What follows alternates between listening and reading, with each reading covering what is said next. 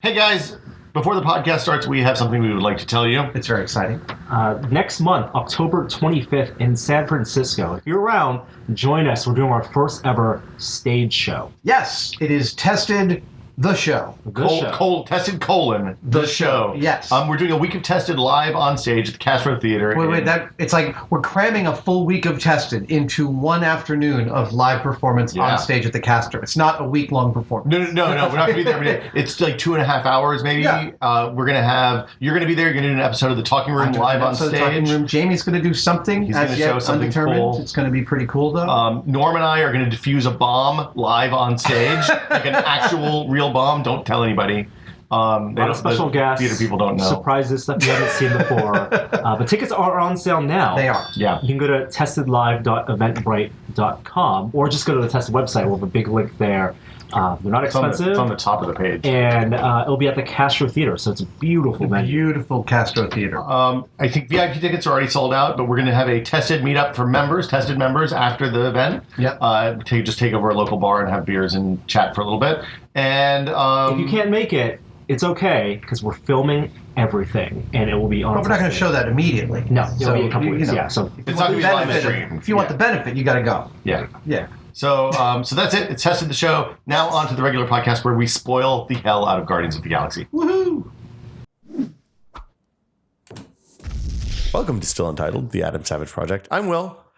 I'm Adam. and I'm Norm. I like to give enough of a pause there that people are expecting. They're excited about it when we Honestly, come in. the length of that pause made your speaking feel like a pebble dropped in a quiet lake. I was hoping for a sense of quiet release from the tension that was building in the otherwise quiet room. You absolutely, I'd say both could be descriptions of the same thing. Maggie, my little wire terrier rescue dog, is begging for some attention here. I'm actually going to be speaking at the ASPCA's donor dinner. Oh, awesome. For their gold level donors, anyone who donates more than $1,000. I'm giving a 10-minute talk tomorrow night. This is in San Francisco. At the ASPCA. So it's actually last Wednesday night. This will happen. Yeah. This will be in the past. But I'm still not quite positive what I'm going to say. Okay. And this is frequent with me and talks, right? I tend to leave these things until late, and I gestate. I think about them for a long time, and then I write them down a few hours before the talk. Many times I do that. And with this one, I'm not really sure what to do, because if these are people that have given between $1,000 and $10,000 to the ASPCA, they agree with me wholeheartedly that everyone should go get rescue dogs and please have your dog neutered or spayed. And that there's way too many, there's way more dogs out there who need homes and love than there are homes and love. And so please stop adding to it by getting, purebred dogs and go get a rescue dog. Or if you want a purebred dog, there's purebred rescues for all breeds. Yes. Like if you want a golden retriever, you can go get a golden retriever at the Golden Retriever Rescue. And I assure you there's one greyhound, go get a former racer greyhound. Oh. They are the sweetest dogs alive. I mean, they're dumb as a box of hair, but they are super sweet-natured. And greyhounds are awesome because to exercise them, you just take a ball out to the park, throw it 3 times. They're like, well, I'm done. I'll see you at 10 o'clock tonight. That's all I can do. Run at 80 miles an hour for a minute. So you'll be preaching to the choir, and you want to give some, and just talking about what's their expectation, right? So I'm not exactly sure what to say. I mean, obviously, I feel like I should tell the story of our rescue dogs, right? Because I never had a dog growing up. Huxley, our bigger dog, is the first dog I've ever had, and well, you guys did good. Yeah, we killed. Yeah. That's from Berkeley Humane. And it really was instant love at first sight upon seeing him. And ever since, I mean, the worst part about a dog is it is a lesson in impermanence, right? We're going to outlive him by a long way. And that is the saddest thing in the world because he has brought so much amazing affection into our lives. Cool. And then Maggie a couple of years later. So I think I'll tell the story about wanting to get a dog. They only want me to speak for about 10 minutes. That'll take like 6 minutes to do that. And maybe I'll find some more to discuss within that about my father's allergies to animals and the fact that we never only had cats and cats are dicks. They're bad. You got to end strong. They could be cat people at the ASPCA though. You got to be careful. Look, here's the thing I think about cats is you can love cats, but you still have to agree they're dicks. yeah, there's not. Okay, yes. Well, the difference is the cat needs you to love them, and the dog needs to love you. No, the difference is the cat needs nothing from you. As far as my concern, cat needs to show you its asshole at least twice a day. Yeah, we always had cats with long hair, so no assholes. That's my only rule And for shoot pets. lasers from their eyes. Is I don't want to see assholes exposed. I have an No amazing winking. cat asshole story. Oh no. So it's like the early 90s. I'm living in San Francisco, and my roommate has done shrooms. Okay, that's a thing that happens. Yes, actually, I think it was LSD. He had dropped LSD. Less And vomiting, but okay. This required some management from me, right? Because You were a much better roommate than I was. so his back went out. And he had back problems. So we went and I found in our medicine cabinet a heating pad. Oh. Right. And so I brought it to him and he goes, "Oh, the hot and moist pad. You found the hot and moist pad," because it's literally called the hot and moist pad. And it's meant to have the outer layer wet so that it It conducts better. yeah, conducts better, I guess. So I heat it up. I plug it in. I wet it. Not necessarily in this order. And then I put it under his neck and it's awesome. Oh, he's feeling really good. Okay, cool. He's calming down. But now the cat, he gets up to have a glass of water. And when he turns back around, the cat has got its paws, or the cat has got the hot and wet moist pad, and it's like literally hugging it with all four of its limbs and licking it. Like it must feel like mom's belly or something. This cat is like, "This is the greatest thing I've ever experienced," right? So we're like, what do? We try and push the cat. The cat's like, Nope, I'm not moving. So finally, the two of us, and he's on psychedelics, so he's somewhat diminished capacity. It's a good time. We managed to pry the cat off the hot and moist pad, and my friend lies down. My roommate lies back down on the hot and moist pad. Now he's getting, but the cat wants it back in. So the cat kind of nuzzles his face, and when that doesn't work, the cat turns around and puts its butthole right up to my roommate's eye, and he basically like opens his eyes and looks like, "Oh!" And as he moves his head away, the cat clamps back on the hot and moist pad. It was like it knew. So if you ever wonder whether cats know that they're showing you their butt, they totally know. Oh, yeah. It's a complete total diss. The cat did that 3 more times. Because he was tripping and didn't realize that this was a problem, and I just thought it was hilarious, so I'm laughing my ass off. Cat did that 3 more times before it was clear we had to lock the cat out of the room because it was just going to keep doing that. Oh my God. So monkeys aren't the only ones that use tools. The thing is, when you get an eyeball of the dog's ass, it's just because the dog is trying to get in a more comfortable position and is unaware of the social aspects of, bearing its nethers. It's starfish. Yes, winking. Just That's a Vonnegut. Vonnegut always draws the starfish. the Yeah, starfish. that was Breakfast of Champions. Yes. That page was they redacted that page in my high school library. Really? Oh yeah.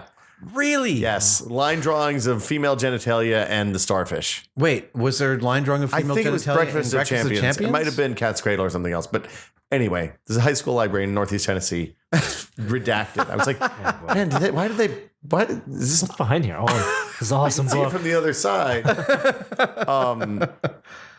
don't remember what we were going to talk about at this point. You're talking about the ASPCA. I was talking You're about the doing ASPCA. a talk there. Yes. It's something. Is this? Are they filming this or this? No, I don't think okay. so. All right. Well, let us know how it goes. You should just give a. I don't think you have to be on topic. You don't have to talk about dogs. You can But I talk about want to talk about raccoons. dogs. I love talking about dogs. You could talk about raccoons, talk the about natural enemy of the raccoons. dog. Are they? Well, we have raccoons in our neighborhood that have to weigh at least 40 pounds. They're enormous. Oh yeah, no. and San they live in the Francisco storm native sewers. raccoons are badass. They're mean, like Hell's Angels I came of out- the animal kingdom. I came out of my kitchen door. There's a tree like 8 feet away that kind of shades the whole side deck. And I went out one night to put something in the recycling bin. I heard, and I thought, oh shit, it's a cat. And I looked up, and all I see is 6 sets of eyes and some little ringed tails dangling out of the tree. I'm like, they could jump down on me and kill me right now. yeah, they have opposable thumbs, man. You got to look out. They're scary. Here's your segue. Let's talk about Guardians of the Galaxy. That's why I said raccoons. Well done. I gave you the easy end. Norm is. That's it. We were going to talk about Guardians of the Galaxy. How about that Vin Diesel? You guys seen Fast and the Furious 6? We've all seen Guardians of the Galaxy. Yes. It was, contrary to what I said right before you left for Australia, they did actually open worldwide and you were able to see it while you were gone. I was. We saw it. We had a kind of an experience going to see it because what I did was I handed the task of booking us tickets to Thing 2. I said, "Hey, we want to go see Guardians of the Galaxy. We're in Australia. Yeah, but we were in Melbourne. Okay. And we wanted to go see it. And I said, I've looked it up. It's playing a block from here at this theater called Blah at 8 o'clock. So book us tickets for the 8 o'clock show. He comes back 10 minutes later and he says, I bought some tickets. There were no theaters nearby, but there was a 9:30 showing. So I bought 4 tickets to that. And I said, okay, this is a problem because I'm old and I want to go to sleep. And 9:30 is too late. So let's get the money back for the tickets. Can't. We've already bought them. Yeah. So then I say, wait, how does this work? Oh, Well, it's because I he took say- his phone away, no. so he didn't have Fandango. No, he had his phone. He had a laptop. I said, look, it's called this. This is the theater. Go. I sent him the link. Here's the theater. It's got an 8 o'clock showing. There's seats available. Book it. So he comes back and he says, I booked it for the 8 o'clock show. We're good.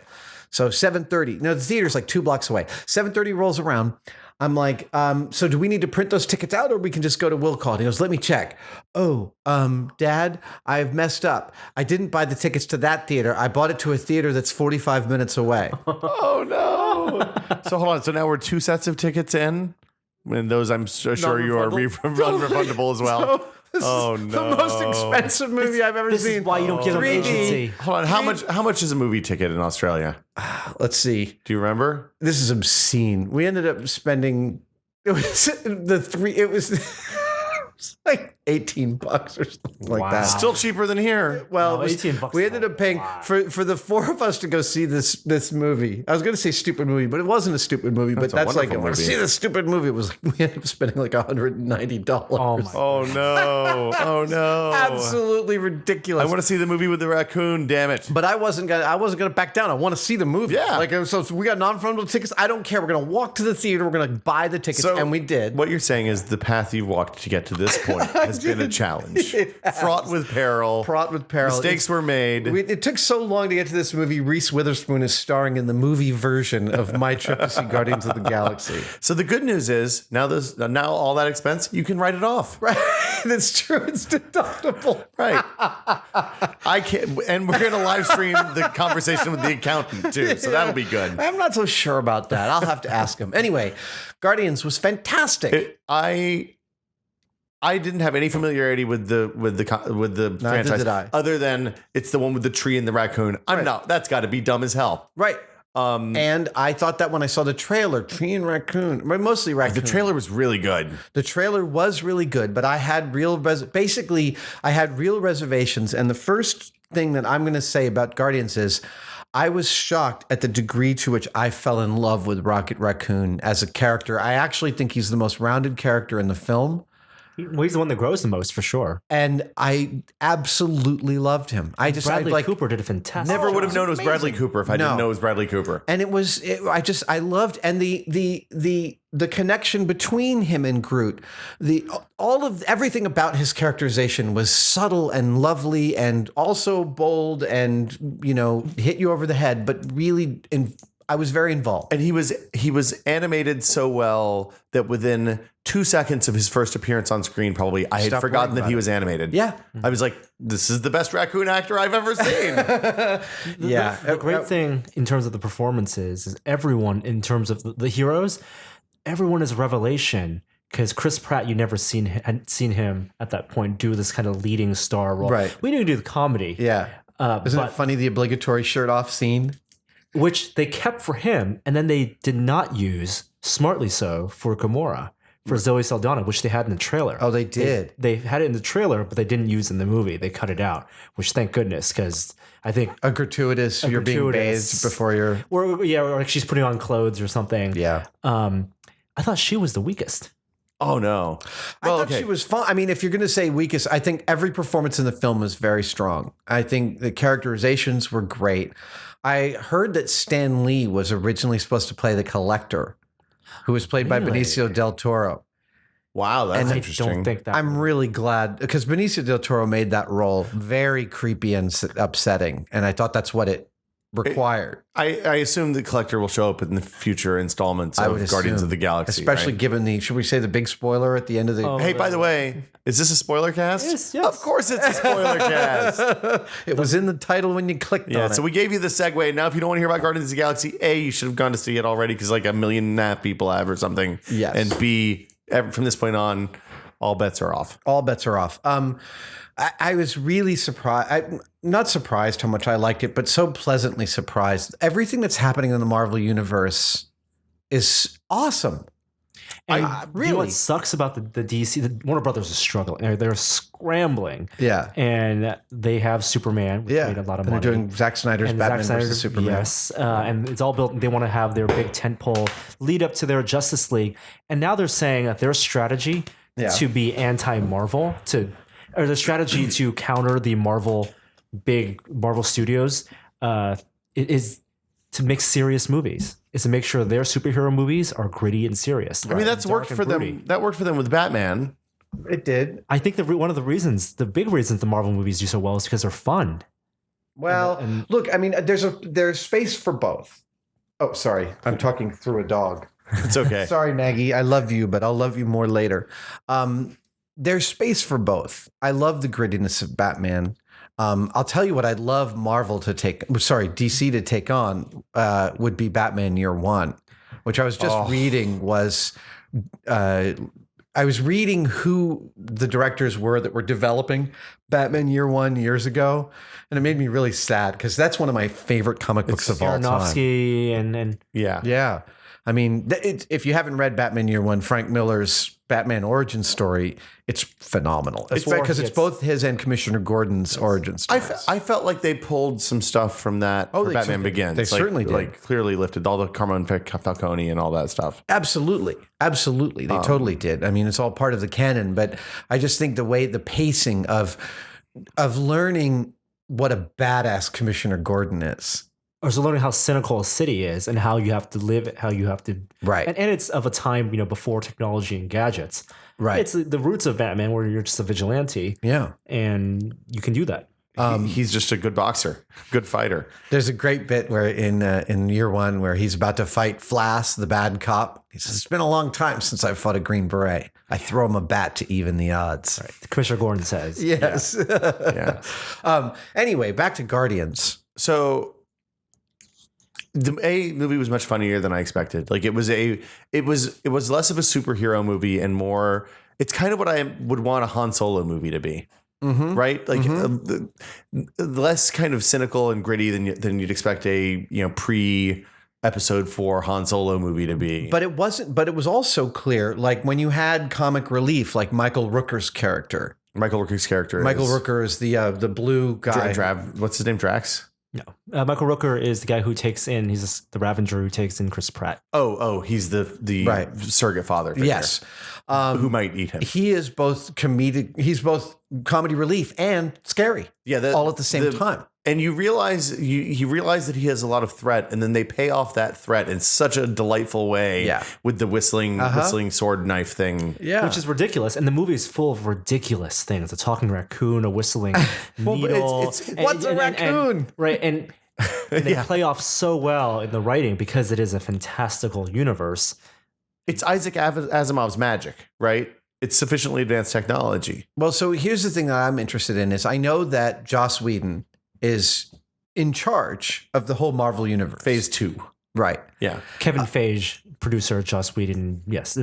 So what I'm interested in is like, I feel like there is a tremendous amount of unity across the board in terms of the enjoyment factor I get out of Winter Soldier and Avengers and Guardians. And every movie plays a specific role in what you're supposed to get thematically right. out of that universe so that all builds up to their every 4 years tentpole that makes $1 billion or $100 million opening weekend. So obviously the thing I'm always most interested in talking about on the Talking Room is how do you run a giant creative endeavor with integrity?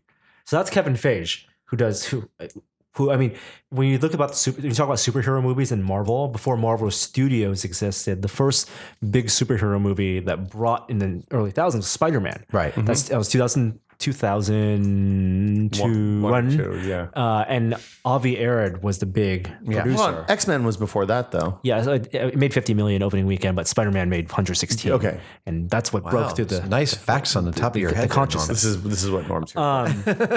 And I'm impressed. for studios back then, I mean, there was no one unified structure. You had producers who championed their projects, directors who had their vision, but Kevin Feige of Marvel is the guy who has had the vision since Iron Man, the first Iron Man with Jon Favreau, and you credit both those guys for being fans who had the foresight to seed in the things, then to explore and tap into rich tapestry of characters. But I thought that the great Avengers Initiative, not the one in the movie, but the thing that resulted in Thor and Captain America and then Avengers, and then I thought that was all a result of the massive success of Iron Man. I thought the massive success of Iron Man made this what seemed like at the time an insane multi-year. Well, and Iron plan. Man was the slow burner. The studio didn't think it was a low. Oh yeah, Iron Man was budget supposed to by be standards the of low run Batman. Right. When they first pitched Iron Man before Jon Favreau was involved, the studio pitch was a billionaire who at night fights crime in a suit of armor, which is Batman. Right. Yeah. And then once Jon Favreau got in and got Robert Downey Jr. involved, then they said let's take a risk and stay true to the comics. Yeah. And bring in Robert Downey Jr.'s personality to this and hope that sells it. And it made 92 million's opening weekend. Yeah. And Iron then Man is so good. The first Iron Man is such a masterpiece. But it's also respect to the writers, Right? Because there is a cabal of these Marvel Comics writers. If the stinger scene at the end of the first Iron Man, the stinger that we all expect at the end of these Marvel superhero movies, that wasn't written by the screenwriter of Iron Man. What was that stinger? The stinger was Nick Fury, Sam Jackson walking up and saying, it says literally, "Who are you?" He goes, "I'm Nick Fury, and you're now entering a world." He says literally, "You're entering a new world of possibility or something like that." And then he goes, "And I want to talk to you about the Avengers Initiative." And that cold chills. And it was and those 4 lines and that light exchange, which no one knew, even the press didn't know anything about until the release. An incredible vision for doing that. That was written by comic book writers who were brought in by the studio, who, because they've been writing these comics for decades, they suggested, how about let's bring in this and let's bring in this line and condense it in these 4 lines to lay the foundation. It's brilliant. It's really, really. I mean, they're hitting on all the cylinders. So back to Guardians. Yeah. I mean, it's hard for me to reconstruct the plot in my head because the movie goes so far and wide, but it's basically a prison break plus a couple of rescues. There's a cold open where you find out that he's an orphan. Yeah. Right. Which is a great cold open. Right. Space Jesus, perhaps. And then you see him 20 years later. Right. He steals the Indiana Jones ball. moment. Right. He steals the orb immediately. It's the type of Indiana Jones and Han Solo type character you're going to expect. And that opening title sequence where he's singing and with the headphones on and dancing and picks up the creatures and then bam, Guardians of the Galaxy. That sets the tone right there. Totally does. I mean, and it's the perfect mix of camp and it's really well balanced because you could have gone a tiny bit in either direction. It would have been a disaster. Lose that, The prison break scene was a moment where I was in a theater full of people 2 weeks after it came out, maybe. Yeah. And literally, I thought people were going to stand up and cheer. Like it has such a delightful pacing all the way through the checking into like the contrast between the normal, hey, you're going into prison and you're a human on an Earth prison, and then all the bits about the callback to the Walkman, the guy stealing the Walkman, the leg joke, the Rocket Raccoon leg joke is the moment that you realize what a monstrous asshole Rocket Raccoon is. And then Drax, his literal taking, what is this line? Why would you cut your finger across? Actually, so frankly, Drax's line, Nothing goes over my head. you can't use analogy with him. It'll go over his head. Nothing goes over my head. My reflexes are too quick. I would just grab it. And the way he delivers Oh that. my It's so God. good. I was like, wow, it's like 3 levels to that. It's so fucking brilliant. Oh my God. I wanted to pause the movie just to enjoy that moment for an extra 40 seconds. And the fact they got they could have got The Rock. They could have got any well-known big dude. They got an unknown. he did, what's his name? Dave Bautista. Yeah. He's been in other stuff. He's fantastic. He's really, really lovely. And it's terrific characterization. And you really liked how wooden he is and how inaccessible, except when he talks, it's true. Oh, I wasn't paying attention. That stuff. One of the things I've loved about these movies too is that they don't, because the video game tie-ins for these movies have been terrible. Like if you look at some of the stuff from the early 2000s, mid 2000s, people were putting scenes in movies, I think exclusively so that they'd have a bit in the video game that they could then say, oh, this is just like, look, we're playing the movie. Yeah. And some of those, it doesn't really have that. There's nothing there that doesn't need to be there to move the story forward, move the plot forward, move the characters forward. And they did a really lovely job making smart, multiple levels of jokes. There's plenty of real dumb jokes in that movie. Totally. But a lot of them are on a Bugs Bunny level. Depending on how old you are, it'll mean a different thing to you. He's a wrestler. I particularly loved, I've spent my life hiding among my enemies. I'd be honored to die among my friends. Or however she puts that. Zoe Saldana says that. Gamora says that. And I was actually like, I'm a little mad I haven't heard that line before. It's a great line. Of course, it's a beautiful. This is where the movie kicks into Act 3 moment. And then Nebula from Doctor Who. Karen. She plays Amy Pond, right? Yes. Karen Gamora's the sister. The blue Gamora. That's terrifying. Yeah. And she's from Doctor Who, the redhead. Oh, wow. Plays the assistant. companion. Yeah, the companion. Wow. Yeah. She's a revelation. Really was very scary. Oh, fantastic. Absolutely terrifying. When they're talking to Josh Brolin, Thanos, and she's like, yes, Dad. And it was great. Oh, that's Brolin. Sorry, I didn't realize. That's Josh Brolin, because he's playing the villain in Avengers 3. I thought that was Ultron. In Avengers 2, it's Ultron, James Spader. Avengers 3, it'll be Josh Brolin, laying the seeds. Wow. Again. I'm so glad we have you here. Lee Pace as a villain, as the Ronin. I mean, a little bit of a black and white villain. Who's Lee Pace? He's in, you see the TV show Pushing Daisies? Yeah. Also, he's in the new Hobbit movie, the last Hobbit movie. He plays the lead elf. Right. He plays I can't remember his name. Yeah, with the crown. The Mirkwood elves? Yeah, no, Woodland. He was in Pushing Daisies. He was in The Fall. But great makeup. Also, really good. Really, I also liked John C. Reilly and Peter Serafinowicz. I hope we see more John C. Reilly in the now inevitable sequel. I love when they're asking, but what if I really want the thing that the guy's got? Can I just take it? No, that's still a crime. Still stealing. The sky space fight at the end was something like they did something really well with that that you haven't really seen since like Return of the Jedi. I think about an epic battle where you really still feel like you understand what's going on. Exactly. Yeah. Like if you look at so the exception probably is the episode 3 at the beginning at the space battle when Luke and Darth, when Anakin and Obi-Wan are flying in toward Grievous's ship. That is totally comprehensible. It's super simple though. Right. This is a beautifully done. Yeah, and there's multiple things going on at the same time. You're cutting back and forth between 2 or 3 different activities at the same time. You feel like all of the throwaway characters are actually real characters. You know, the ones that are exploding constantly, and the big net thing is the dumbest thing I've ever seen, but it was really pretty. The big witch? The big net that the defending ships make. Yeah. To like push it up. You're like, this is so dumb. So dumb. Really? That's your plan? Yeah. We all joined together. It's like the last Starfighter. Oh, okay. That worked for them, right? Yeah, I really liked it so much that I snuck out one night after the baby had gone to bed and was like, hey, I'm gonna go see a movie. I'll see you in 2 hours. She's like, I'm gonna be asleep, and sent her I was like, Jenny, you got to go on Saturday morning. I'll Nice. baby and I'll go noodle around. Yeah. And you go watch this movie. You'll enjoy it. Yeah, the ensemble, you know, you find yourself wondering after seeing the trailer when you're in the film, how are these guys going to start to work together?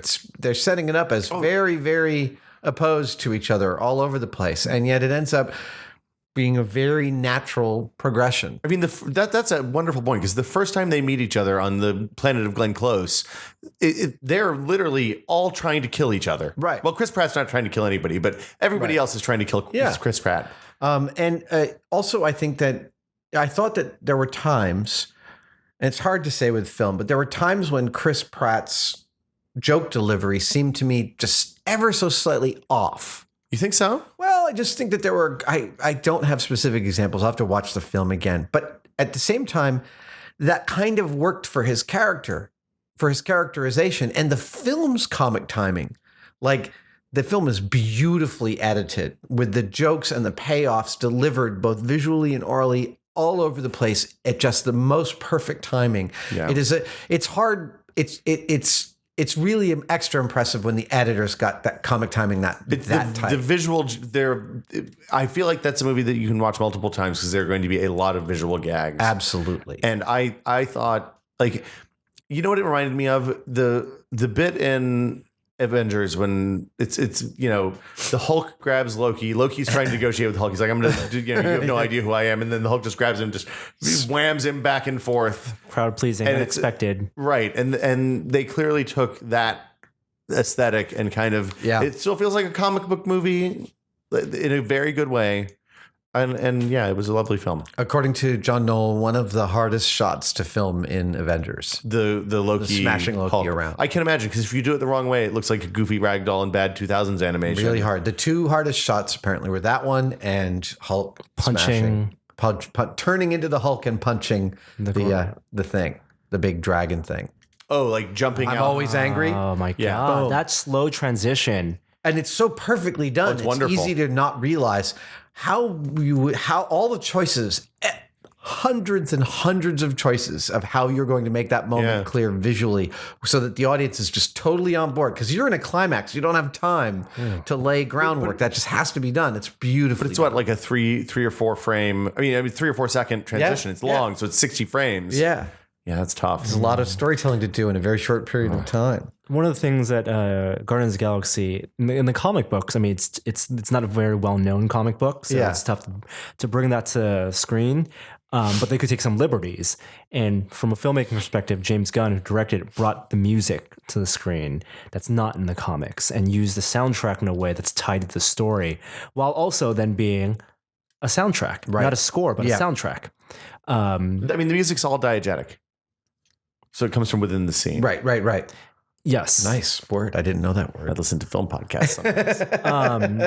And it's not artificial. It's integral to the plot. And so, what is the name of the thing that they're the stone? It's another Infinity called? Stone. It's the same as the thing from Loki's. It's the same as the Tesseract. It's I the didn't same, realize that until after I saw the film. I had to go look it up on the internet. I think they should tie it into the Arkenstone and bring the Hobbit universe in. Well, the Hobbit, it could be one of the other planets of Midgard. There you go. Wait, you're saying all these Marvel movies are connected in some important way? That's what they call it, an Infinity Stone? Infinity Stone. Okay. Yeah. Can you tell me? So I want to talk about Vin Diesel, because I like Vin Diesel a lot. And Groot is a beautiful character. Did they motion cap Vin Diesel to do Groot, or is he just animated and voiced? Just voiced. Okay. Just voiced. Yeah. I mean, He he. was brought in relatively late in production to do that. Well, I mean, I'm sure he has one line over and over again, but the he did- delivery on that line. He has 2 lines. Yeah. What was the other one?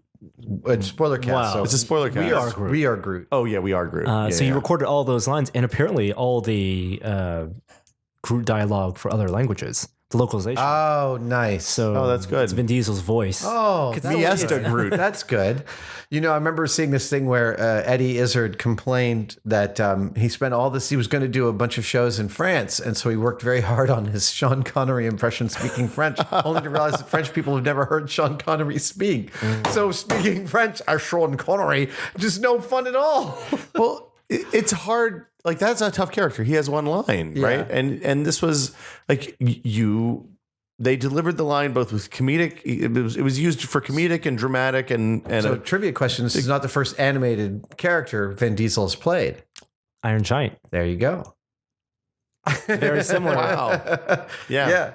He's like the go-to guy for that thing. Apparently, he's the one line specialist. So what I want, there's already 2 runs of a dancing Groot, not dancing, but a static baby Groot from the RPF.